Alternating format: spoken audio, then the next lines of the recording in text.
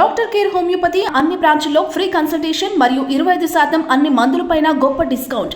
మరి ఇప్పుడే పెద్దలు ముఖ్యమంత్రి గారు, ఉప ముఖ్యమంత్రి గారు, మంత్రివర్యులు కూడా చెప్పినట్టు మరి ఈ సభ అందరి సభ. ఈ సభలో ఉండే ప్రతి సభ్యుడి యొక్క గౌరవాన్ని, ప్రతి సభ్యుడి యొక్క హక్కులను, ముఖ్యంగా ప్రజల తరపున మాట్లాడే ప్రతి నాయకుడి యొక్క, ప్రతి గౌరవ సభ్యుడి యొక్క మరి గొంతును వినిపించే విధంగా ఆ బాధ్యత మీరు తప్పకుండా సమర్థవంతంగా నిర్వహిస్తారని మనస్ఫూర్తిగా ఆశిస్తూ, మరి ఒక సామాన్య ఎంపీటీసీ పదవి నుంచి ఈరోజు శాసనసభ స్పీకర్గా ఎదిగిన మీ జీవితం ఏదైతే ఉందో, రాజకీయ ప్రస్థానం ఏదైతే ఉందో, ఇది చాలామందికి తప్పకుండా స్ఫూర్తిదాయకంగా ఉంటుందని చెప్పి మనసారా ఆకాంక్షిస్తూ, మీ బాధ్యతలో మీరు 100% విజయవంతం సాధించాలని మా పార్టీ తరఫున కూడా కోరుకుంటూ మళ్ళొకసారి మీకు అభినందనలు అధ్యక్ష. Thank you.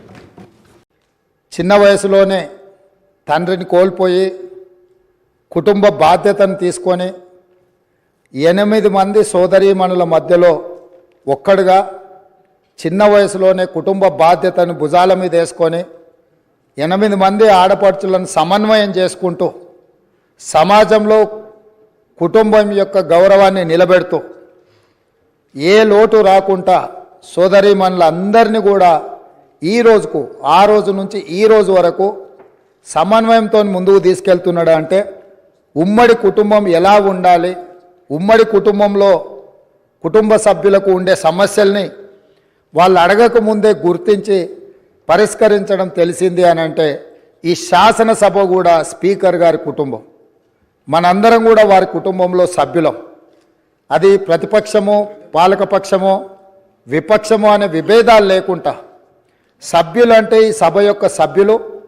ఆ సభ్యులు లేవనెత్తే అంశాలను, వారు లేవనెత్తిన అంశాలలో ఉన్న లోతును దృష్టిలో పెట్టుకొని తప్పకుండా స్పీకర్ గారు ఆ సమస్యలకు పరిష్కారం చూపిస్తారు.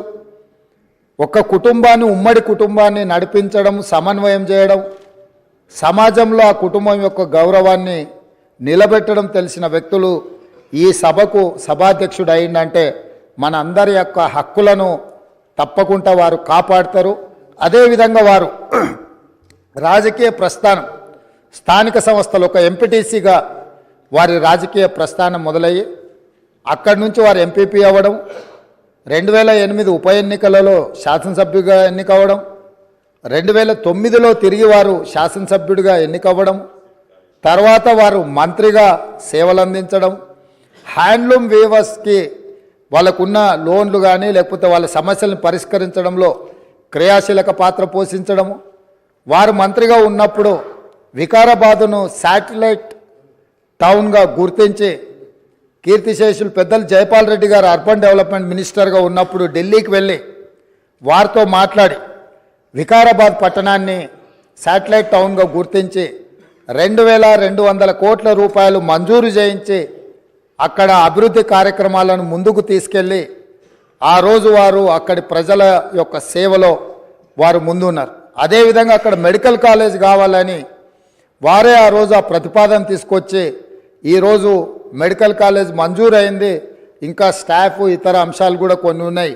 వారే అక్కడి నుంచి ఆదేశాలు ఇచ్చి తప్పకుండా ఆ సమస్యను పరిష్కరించడమే కాకుండా అప్పా జంక్షన్ నుంచి వికారాబాద్ మన్నగూడ చౌరస్తా వరకు రోడ్ వైడనింగ్ విషయంలో కానీ వీట్లల్లో కూడా వారు ప్రత్యేకమైన చొరవ చూపించి ప్రాంతం యొక్క అభివృద్ధిని వారు ఎప్పుడూ మర్చిపోకుండా, వారు ఎన్నికలలో గెలిచిన ఒకవేళ ఫలితాలు వారికి అనుకూలంగా రాకపోయినా వారెప్పుడు కూడా ప్రజలకు దూరంగా ఉండలేదు.